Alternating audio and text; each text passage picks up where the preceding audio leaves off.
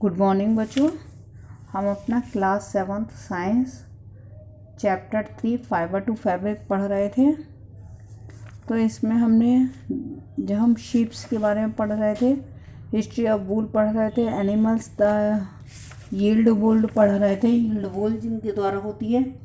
और फिर हमने देखा था कि हमारे इंडिया में several varieties of sheep are found in different areas, ये पढ़े थे। और हमारे यहाँ दिया हुआ name of breed and states where they are found.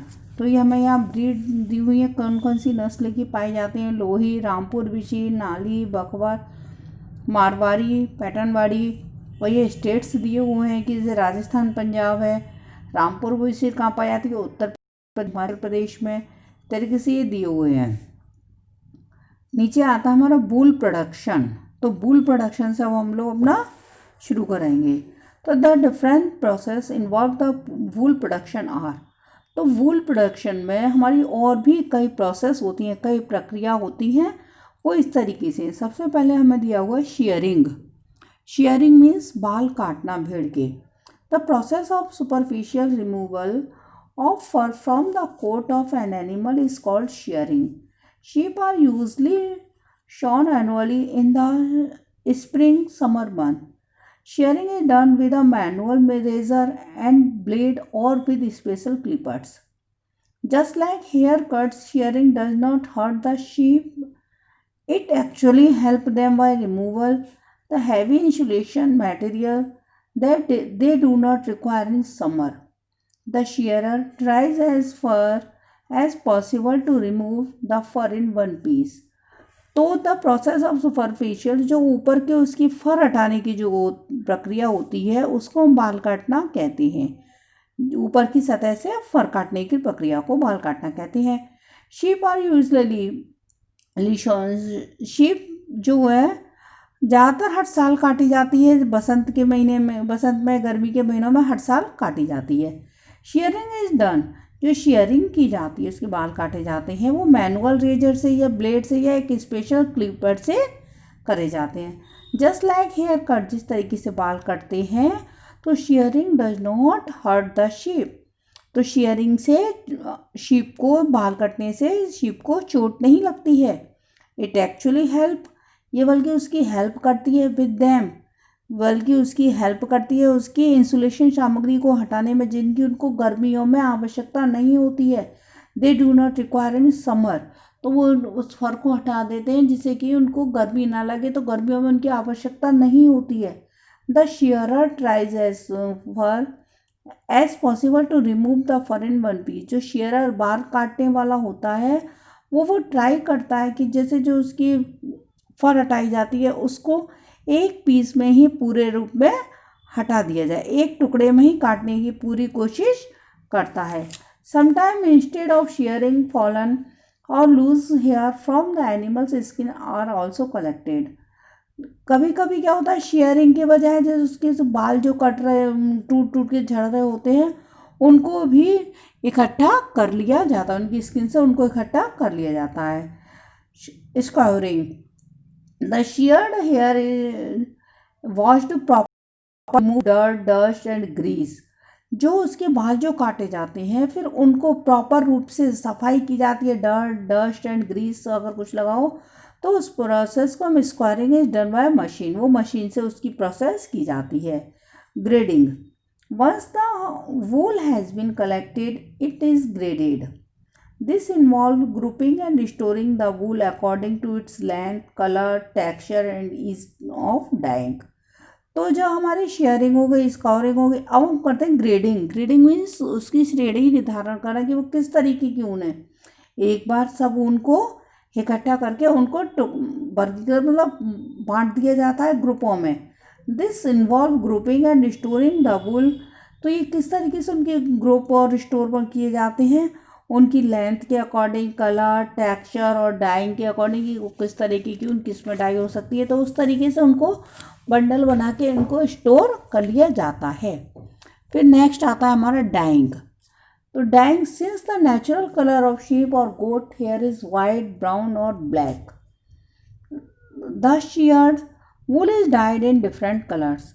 जबकि शीप का या गोट का बालों का जो नेचुरल कलर होता है वाइट, ब्राउन, भूरा या ब्लैक कलर का होता है। तो जो शेयर्ड होते हैं वो इनको डिफरेंट कलर्स में डाई करते हैं। ड्राइंग फिर सुखाना इनको। In the process of containers of wool, तो जो इनकी जब कंटेनर्स में रख लिए जाते हैं, wool are put through rollers to squeeze out as much water as possible. जिनको कंटेनर से लाके फिर इनको अच्छी तरह धोया जाता है, फिर इनको ड्राई करके इनकी बिनिंग की जाती है, इनकी गांठें बनाई जाती हैं बड़ी बड़ी। The bales are transported to the mills where they are processed further. फिर इन गांठों को मिल में भेज दिया जाता है जिससे कि आगे की प्रोसेस हो सके। Spinning, for this fibre the strength combed and rolled in the yarn. The long fibers of wool are used for making sweaters and shorter fibers are used for weaving cloths। जब इनके हमने गांठें बना के भेज दी, फिर इसके बाद होती है ड्राइंग के बाद स्पिनिंग। तो स्पिनिंग के बाद, स्पिनिंग में क्या होता है, इनको सीधे किया जाता है। इन जो उसके धागे होते हैं उनको सीधे करके, कॉम्ड करके, रोल करके इनको एक धागे का रूप दे दिया जाता है। तो लंबे जो फाइबर होते हैं, लंबे फाइबर से तो स्वेटर बनाए जाते हैं और शॉर्ट फाइबर से कपड़े बुने जाते हैं। अब क्वालिटी ऑफ वूल, क्वालिटी कैसी है वूल की, हमको कैसे पता, उसके हम कैसे वो करेंगे पता। The quality of A given sample of wool is जज यूजिंग द फॉलोइंग क्राइटेरिया। हम इस तरीके से उसको जज कर सकते हैं। हमको 3 पॉइंट दिए हुए हैं। The thinner the fibre the better is the वूल। जो जितना पतला फाइबर है उतनी अच्छी ऊन होती है। A wool of superior quality is more crimpy than an inferior wool. एक अच्छी क्वालिटी का जो वूल होता है वो क्रिम्पी होता है, घुंघराला, करली शेप का होता है। एंड एन इन्फीरियर वूल, जो इन्फीरियर मतलब एक कम अच्छी ऊन की बजाय अच्छी क्वालिटी का जो ऊन होता है वो मोर क्रिम्पी होता है। Fine wool has a shorter fiber length 4 to 12 length than the medium 6 to 17 and coats 10 to 30 varieties। ये हमको फाइन वूल की शॉर्टर लेंथ दी हुई है कि इस तरीके की ऊन कैसी होती है। Physical properties of wool, physical properties क्या हैं उसकी। Wool has the following physical properties. वूल की फॉलोइंग फिजिकल प्रॉपर्टीज हैं। स्मूथनेस, चिकना। A wool fibre feels smooth to the touch. Wool fibre को छूने पर वूल कैसा लगता है, स्मूथ, छूने पर स्मूथ, चिकना अच्छा लगता है। Tensile strength, it has a very high tensile strength, it can bear a great pull without breaking. तो इसकी टेंसिल वेरी हाई होती है, मीन्स इसको अगर हम खींचेंगे तो ये काफ़ी दूर तक ऐसे लंबी हो जाती है, खिंच जाती है, बजाय टूटने के ये खिंचती है। बाद में टूटेगी जब पूरी खिंच जाएगी, जब तो टूट जाएगी, लेकिन ये कैन बियर, ये ज़्यादा सहन कर सकती है एक लंबे खिंचाव को। It can increase in length by up to 70%। ये 70% तक खिंचाव, इसकी जो लेंथ होती है वो 70% तक उसका खिंचाव हो सकता है। When pulled 70% when pulled in water, capped scratched in boiling water for about half an hour, the fiber does not return to its original length। अगर हमने इसको खींच दिया, 70% तक खींच दिया, फिर इसको हम आधे घंटे तक अगर बॉयल पानी में रखते हैं तो ये फाइबर डज नॉट रिटर्न, तो ये ऊन जो वापस अपनी ओरिजिनल लेंथ में नहीं आती है। कभी कभी आप देखो कि जैसे हमारे कपड़े जो धोए हुए होता है स्वेटर, वो कभी कभी काफ़ी लंबा ढीला सा ऐसा हो जाता है, वो ज़्यादा गर्म पानी में धोने से या डुबो के रखने से वो अपनी लेंथ वापस उसकी नहीं आती है। केमिकल प्रॉपर्टीज़ क्या है उसकी। Wool has the following chemical properties. Wool की chemical properties. Action of heat, heat के साथ उसका क्या एक्शन होता है। It starts changing colour at 100 degree Celsius. ये अपना कलर चेंज कब करना शुरू करती है, 100 डिग्री पर। But does not catch fire easily, लेकिन आग ईजीली नहीं पकड़ती है, आग जल्दी से नहीं पकड़ती है।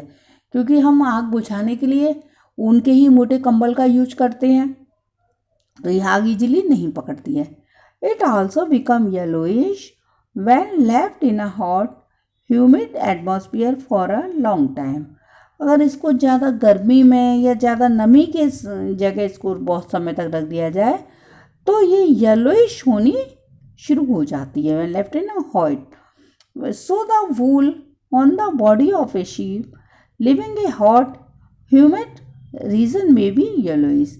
तो इसीलिए अगर हम शीप को भी ज़्यादा गर्मी की जगह या ज़्यादा नमी वाली जगह रखेंगे तो उसका ऊन भी शायद येलोइश हो जाए। Action of acid and bases, तो एसिड और बेस के संग, अम्ल और क्षार के संग उसकी क्या प्रक्रिया होती है? तो it dissolve in acid and alkalis. तो अगर इसको हम अम्ल और क्षार के साथ करेंगे तो ये डिजॉल्व हो जाती है। Action of bleach agents, bleach के संग इसकी क्या एक्शन होता है? The fibre can be bleached without loss of strength. तो इसको हम विदाउट लॉस ऑफ स्ट्रेंथ भी हम इसको फाइबर को ब्लीच कर सकते हैं।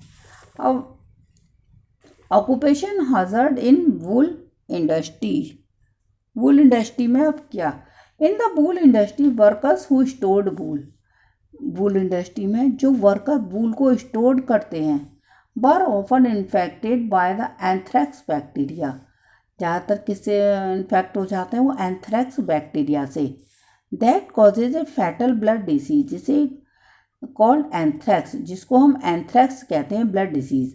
This disease is also called shorter disease, इस डिसीज को हम शॉर्टर डिसीज भी कहते हैं। But cases are rare nowadays due to vaccine and the scientific management of animals that prevents infection of animals and thus the transmission of the bacteria to humans। लेकिन आजकल ये case आना rare क्यों है? क्योंकि आज vaccine, now days, पहले तो ये कैसे आते थे लेकिन आजकल क्यों वैक्सीन बन गई है।